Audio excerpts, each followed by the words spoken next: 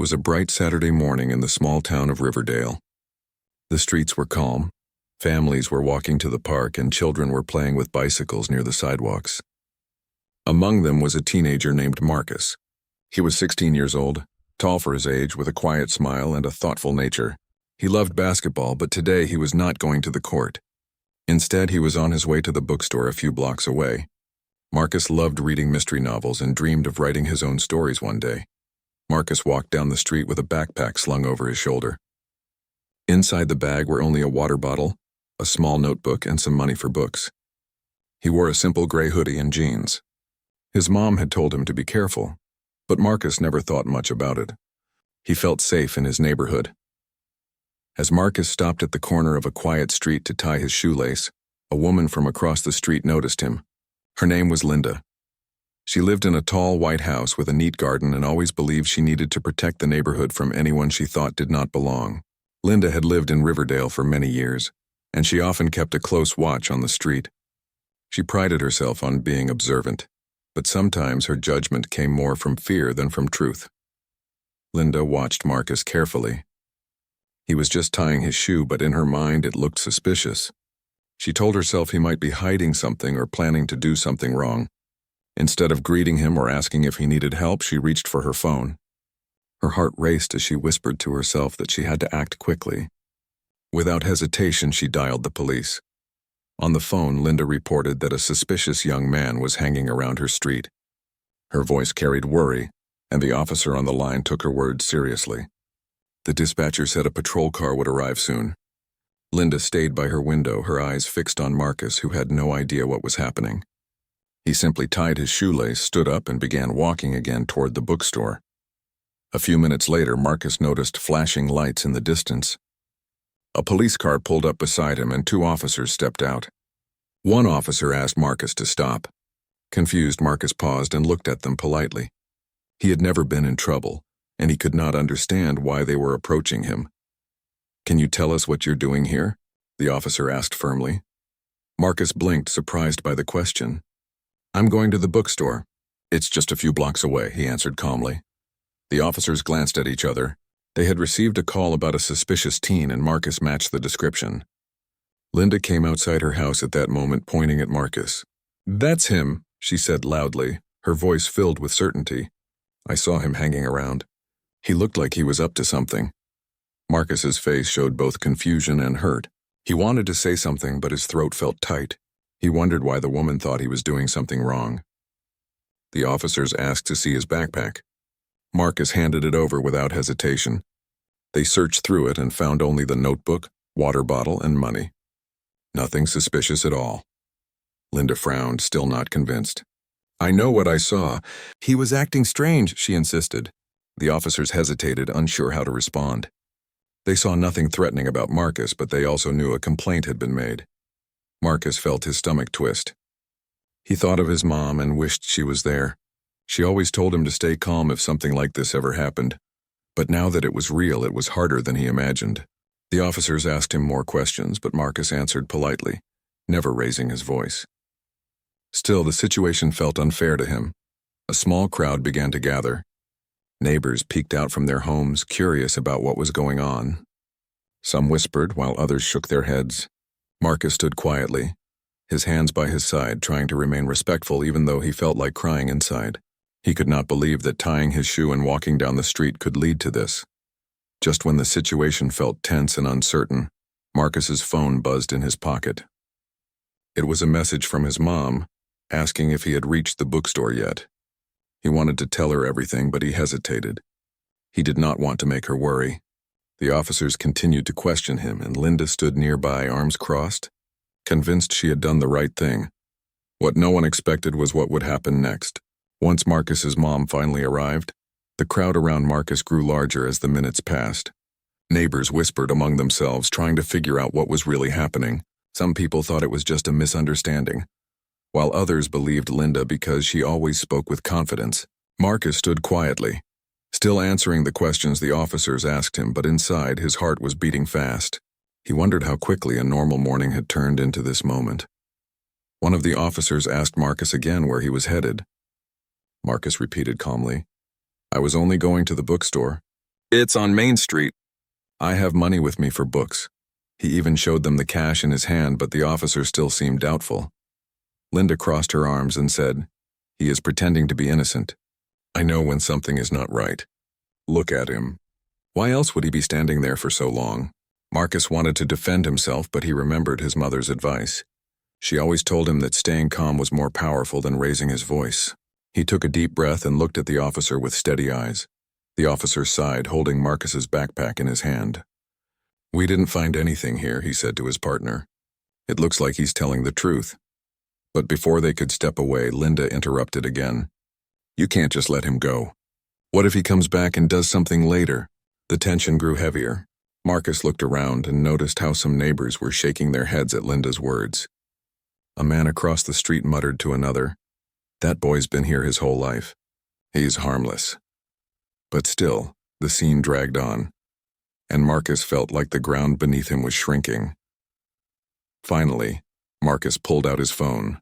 His hands trembled, but he typed a quick message to his mom. "They stopped me. Can you come?" He pressed send, hoping she would see it quickly.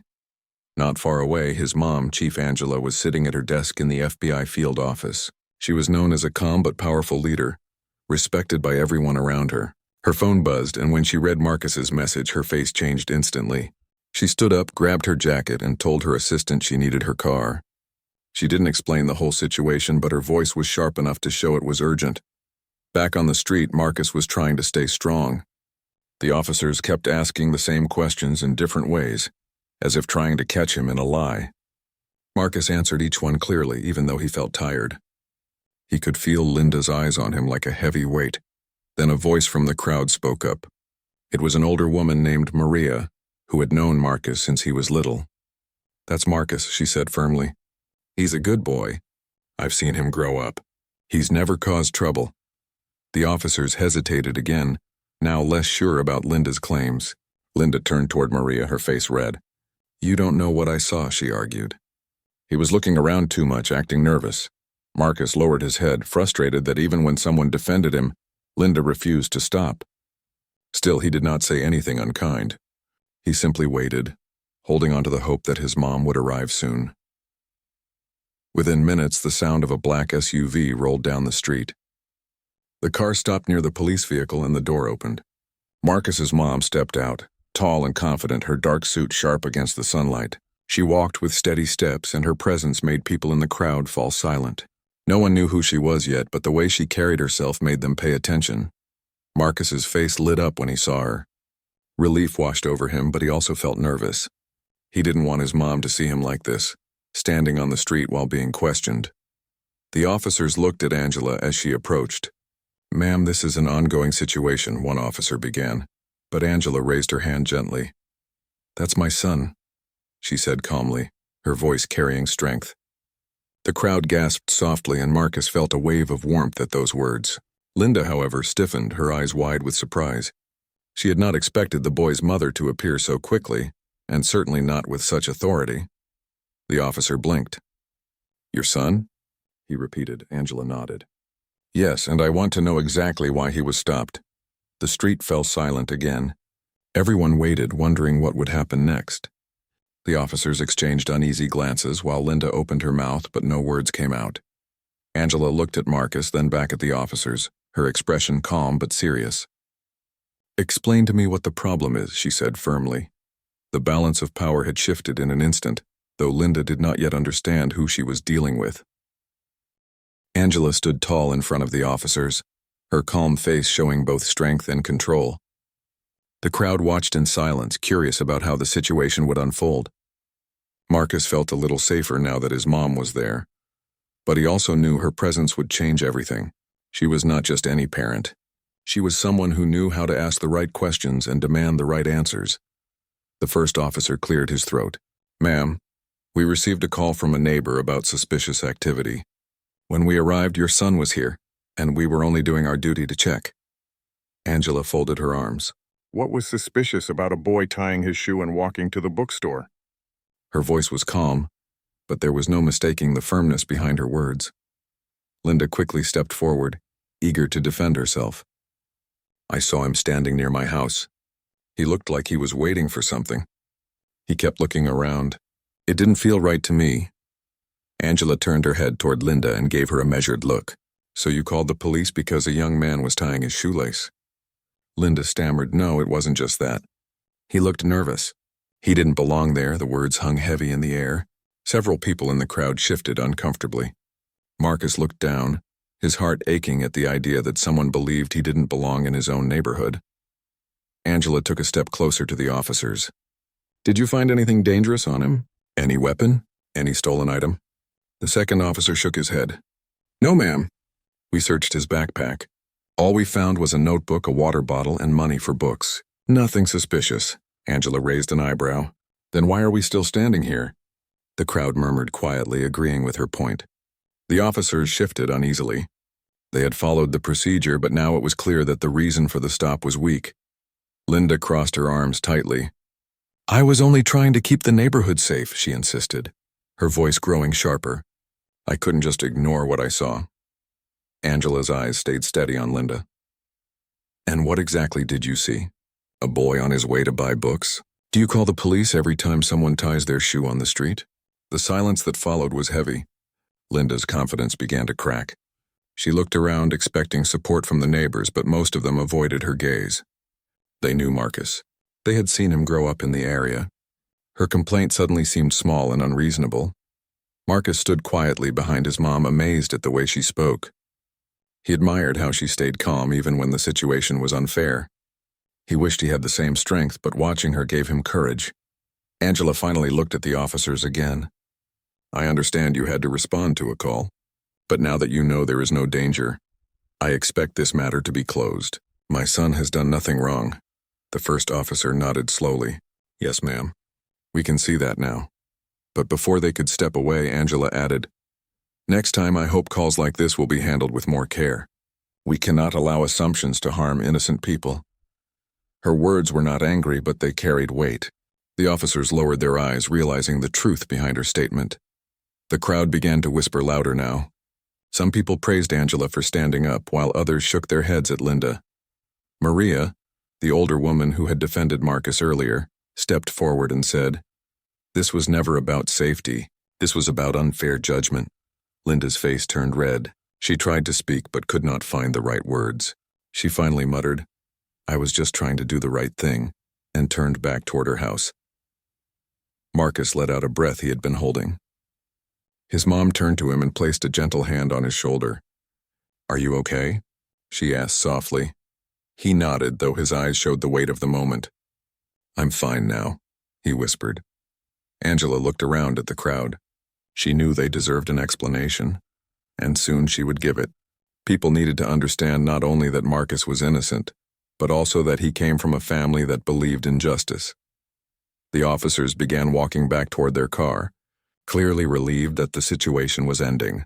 But the story was far from over. As the neighbors stood watching, many of them wondered who Angela really was. She carried herself with such authority that they suspected she was more than just a protective mother. Soon, the truth about her position as the FBI chief would leave everyone speechless, especially Linda. The street felt heavy with silence after Linda walked back toward her porch.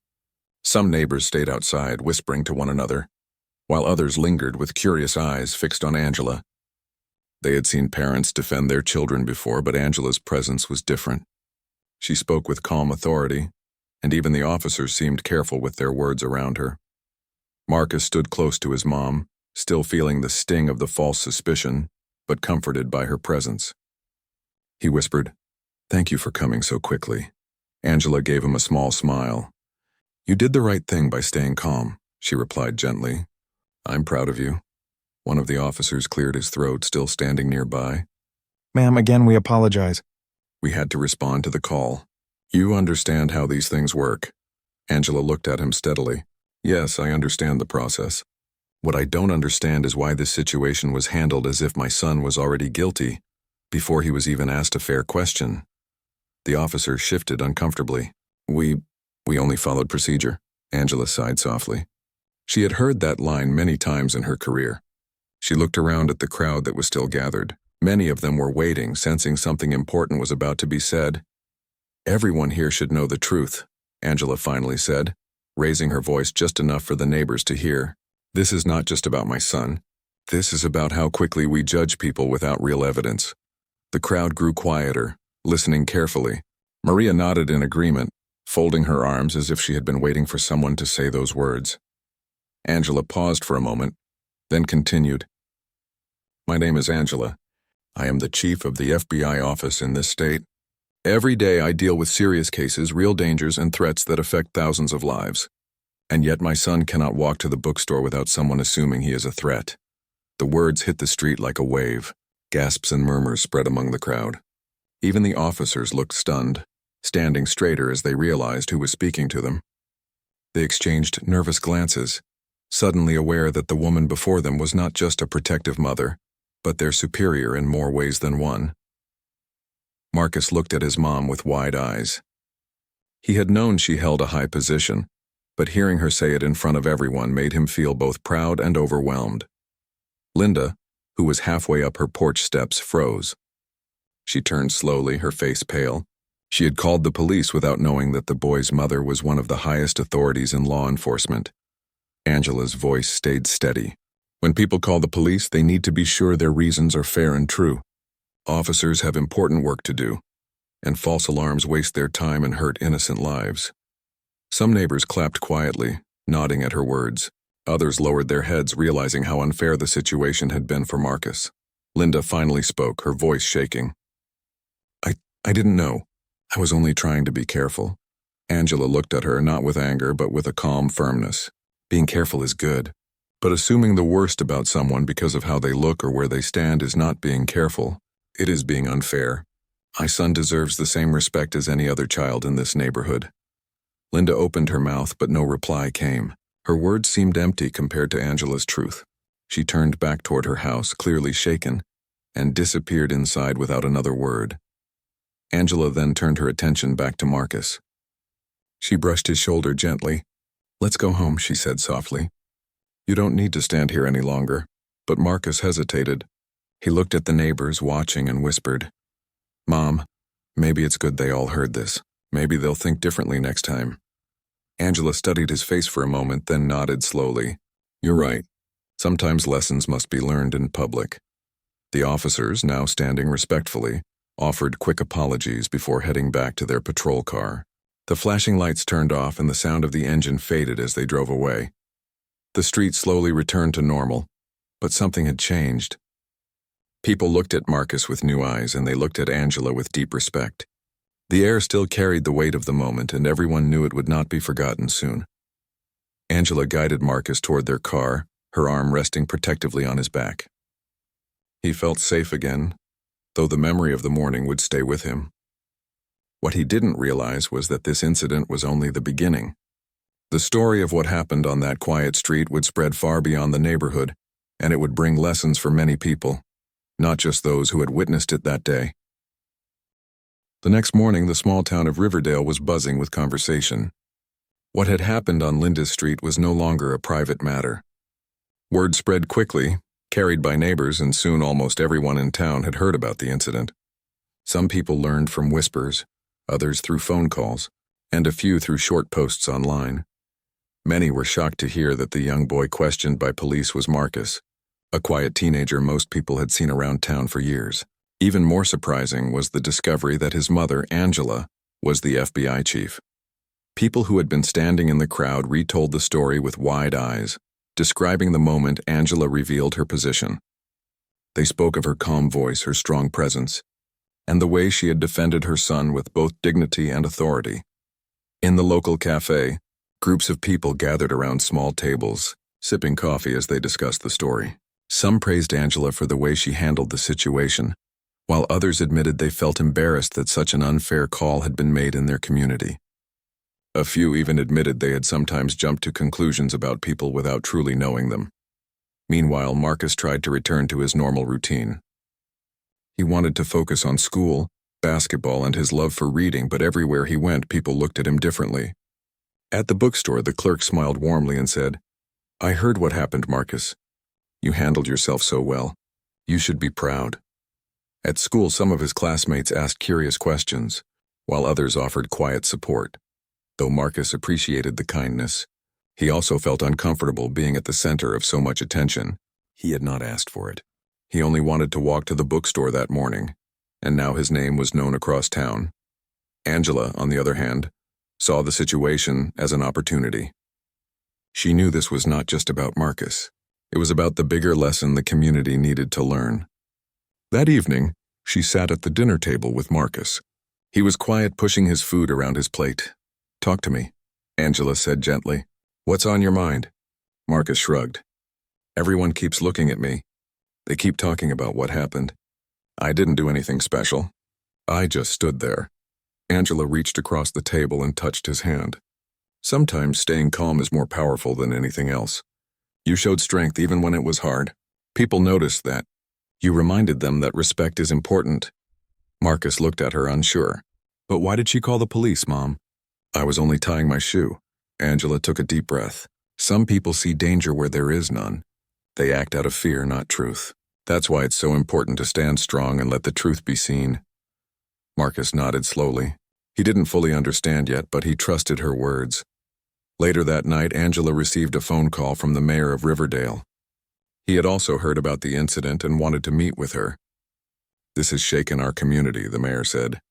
"I believe we need to address it properly. Would you be willing to speak at a town meeting?" Angela hesitated for a moment. She was used to speaking in front of agents and officials, but speaking to her neighbors as both a mother and a leader felt different. Still, she knew it was important. "Yes," she replied. "If it helps the community learn and grow, I will do it." When Marcus overheard, he asked, "Do I have to go too?" Angela smiled. "You don't have to say anything if you don't want to, but it might be good for people to see you there. They need to see the boy behind the story, not just the headlines." Marcus agreed quietly, though the thought of standing in front of the whole town made his stomach turn. Over the next few days, the story continued to spread. Some people defended Linda, saying she only wanted to protect the neighborhood. Others strongly disagreed, pointing out how unfair and unnecessary her actions had been. The town was divided, but everyone agreed on one thing. The upcoming meeting with Angela would be important. As the evening of the meeting approached, the community center filled with more people than it had ever held before. Chairs were lined up in neat rows, and the air buzzed with tension and curiosity. Neighbors who rarely spoke to one another now sat side by side, waiting for Angela to take the stage. Marcus sat near the front with his mom. He looked around nervously at all the faces staring at him. Angela placed a reassuring hand on his shoulder. "Remember, you don't need to be afraid. The truth is on your side." When the mayor stepped up to the microphone and introduced Angela, the crowd went silent. She rose from her seat, walked confidently to the front, and prepared to speak. Every eye in the room was fixed on her, waiting for her words. The lesson that began on a quiet street was about to echo through the whole town. Angela walked to the front of the room, the sound of her heels clicking against the wooden floor. The crowd grew quiet, their eyes following her every step. Marcus sat in the front row, his hands folded in his lap. He tried to stay calm, but his stomach felt tight. He was proud of his mom, but he also knew many people had come not just to listen but to judge. Angela stopped at the podium, adjusted the microphone, and let her gaze sweep across the room. She saw familiar faces, neighbors who had lived in Riverdale for years, parents with children sitting beside them, and older residents who rarely left their homes but had come tonight. She also noticed Linda, sitting stiffly in the back row, her face pale but her chin lifted as if she wanted to defend herself if needed. "Thank you for being here," Angela began. Her voice was steady and clear, carrying to the far corners of the hall. "I know many of you have already heard about what happened to my son a few days ago. Tonight I am not here only as his mother. I am here as a member of this community, and as someone who has spent her life working to protect truth and justice." The room stayed silent. Every ear tuned to her words, Angela continued. "My son was walking to the bookstore. He tied his shoelace on the sidewalk. That was all, but someone assumed he was dangerous. That one assumption brought the police, questions, and fear into a moment that should have been ordinary. Some people shifted in their seats uncomfortably. They had heard the story, but hearing it from her lips made it more real. "I am not here to attack anyone," Angela said. "I am here to ask all of us to reflect. How often do we let fear guide us instead of truth? How often do we look at someone and assume the worst without knowing their heart or their actions?" Her voice grew stronger as she spoke. I work in law enforcement. I know what real danger looks like. I have seen it with my own eyes. My agents and I spend our days chasing real threats, people who cause real harm. But that morning there was no threat. There was only a young boy on his way to buy books.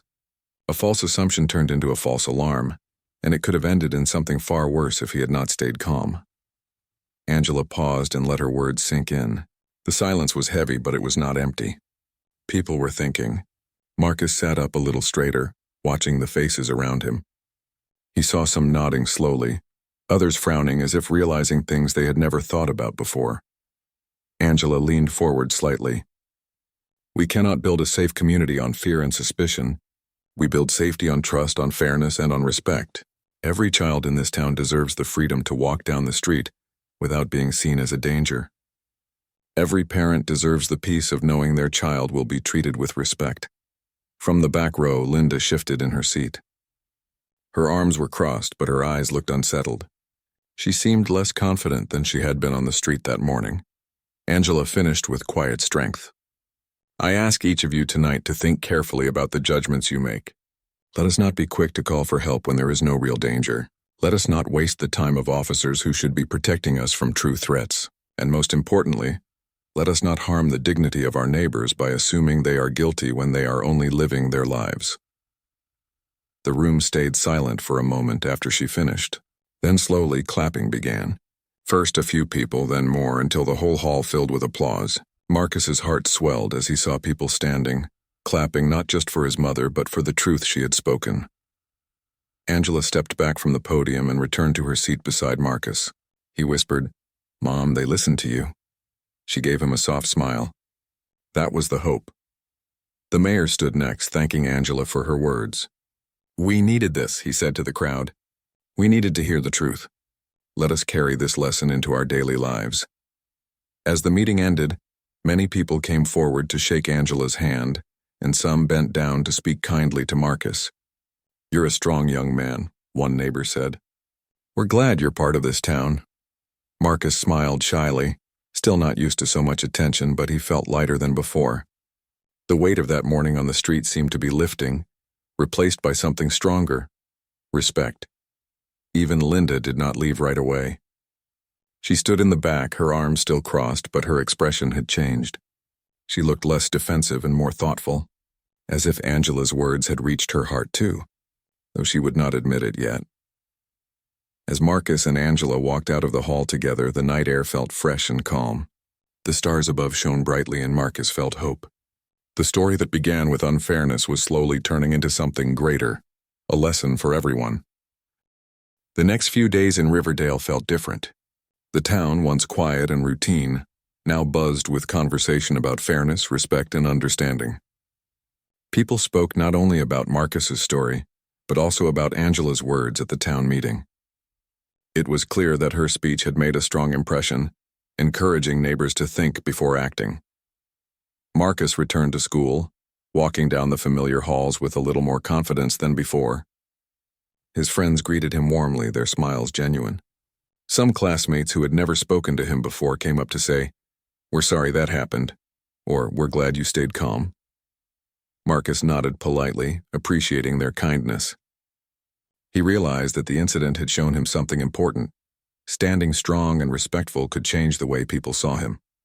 At the basketball court that afternoon, Marcus played with his friends as usual, yet he noticed a few new kids joining in, curious about the boy who had faced a strange morning with courage.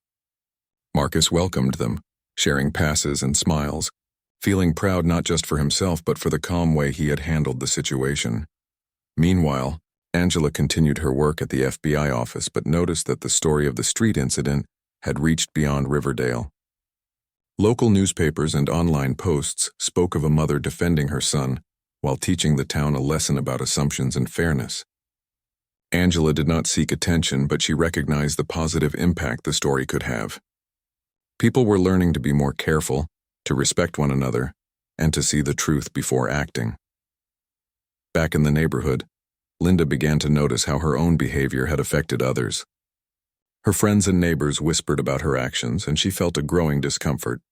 She had thought she was protecting her street, But now she realized that assumptions could hurt innocent people. She watched Marcus and Angela from a distance and felt a strange mix of embarrassment and reflection. One afternoon, as Marcus walked home from school, he saw Linda tending her garden. She looked up and hesitated, unsure whether to speak.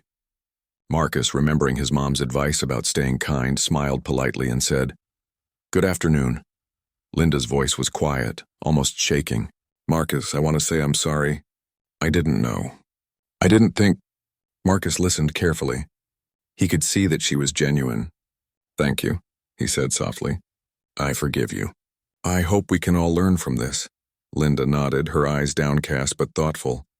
For the first time, she truly understood the weight of her actions and the importance of judging carefully before reacting. That evening, Marcus returned home and found his mom in the kitchen preparing dinner. He smiled and said, "Mom, people are talking. I think many of them are starting to understand what you said." Angela looked at him and nodded. "I believe so. Sometimes it takes a real example to make people listen. You were that example today, Marcus. You stayed calm, respectful, and brave. That mattered more than you know." Marcus felt a warm sense of pride. He realized that even a small act like staying calm and honest could teach others a lesson. He thought about how unfair the morning had been, but also how much had changed because of it. The next morning, Marcus and his mom walked together to the school bus stop. Neighbors waved at them with new respect. Some smiled and said hello, no longer judging before knowing the facts. Even Linda waved from her porch, a small but meaningful gesture of acknowledgement. As the bus arrived, Marcus looked at his mom. "I feel like something good came out of all of this," he said. Angela smiled. "Yes, sometimes challenges teach lessons bigger than we expect. And sometimes people learn about kindness, fairness, and respect when they see them in action." Marcus nodded, feeling wiser than before. He had faced an unexpected morning. A misunderstanding that could have been much worse, but he had stayed calm and honest. Now the neighborhood was slowly changing. People reflecting on their own actions, and even those who had judged quickly were beginning to think differently. For Marcus, it was not just about clearing his name. It was about understanding the power of respect, patience, and truth. And he knew, with his mom beside him, that even in moments of misunderstanding, strength and fairness could guide the way. The days after the town meeting passed with a quiet change in Riverdale. People who had once whispered and judged now paused before making assumptions. The story of Marcus and his mother, Angela, had become more than a conversation. It had become a lesson in respect, fairness, and understanding. Marcus returned to his normal routine, walking to school and playing basketball with his friends. Yet he felt different now. The morning when he had been stopped by the police had taught him something important. Staying calm, honest, and respectful in difficult situations could make a lasting difference. He also understood that even a single act of fairness could inspire others. At school, teachers praised Marcus for handling the situation with maturity. Some students approached him to apologize for rumors or unfair judgments they had made. Marcus listened quietly, accepting their words with a nod or a small smile. He realized that forgiveness and understanding could be more powerful than anger. Angela continued her work at the FBI, but she made time to guide Marcus through these lessons. One evening, as they walked through the park together, Marcus asked, "Mom, do you think people really changed?" Angela looked around at the children playing, neighbors talking, and families enjoying the evening. "I believe they have," she said softly. "Change takes time, but when people see truth and fairness, they remember it. Your courage showed them the right way to act." Marcus smiled quietly. He remembered the fear he had felt when the officers first approached him, and he thought of how his mom's calm presence had made everything better. He realized that moments of difficulty could also be moments of learning, for himself and for others. Meanwhile, Linda, the woman who had called the police, began to reflect more deeply. She noticed the quiet respect people now showed Marcus and Angela. She saw neighbors greet him with smiles instead of suspicion. And she remembered Angela's words at the town meeting, that assumptions could hurt innocent people, and that fairness and trust mattered more than fear. One morning, Linda decided to take a step forward. She walked over to Marcus's house and knocked on the door. Angela opened it, her expression calm and welcoming. Linda spoke quietly. "I wanted to apologize again, Marcus. I see now that I was wrong. I let fear guide me, not truth. Marcus nodded and smiled. Thank you. I forgive you. I hope we can all move forward together. Angela watched them, proud of the moment. She realized that even those who made mistakes could learn and grow if given the chance. The small act of apology had the power to heal the situation completely. Over the next weeks, the neighborhood began to feel lighter. Children played freely in the streets, neighbors talked without suspicion, and Marcus felt a sense of belonging stronger than ever. People began noticing how simple acts of respect and fairness could change their interactions, making Riverdale a better place for everyone. Marcus continued to follow his love for books and basketball, but he also carried a new sense of confidence. He understood that courage was not always about big actions or loud words. Sometimes courage was quiet, standing firm, being honest, and staying calm when the world seemed unfair. Angela watched her son with pride. She knew that today he had not only learned about his own strength, but had also become an example for the community. His calm and respectful actions had inspired change and reminded people of the value of fairness. On a sunny afternoon, as Marcus and Angela walked home from the bookstore together, the neighbors waved warmly. Linda waved too, a little shyly but with sincerity. Marcus smiled back, feeling that the world could be better if people took a moment to understand one another. Angela held Marcus's hand for a moment and said, "You see, Marcus, small actions can make big differences. Your honesty and calmness taught people more than words ever could." Marcus nodded, feeling a deep sense of pride and hope. The morning that had seemed unfair, confusing, and frightening had led to lessons, growth, and understanding. And he knew that, with truth, respect, and courage, even the hardest moments could turn into something meaningful.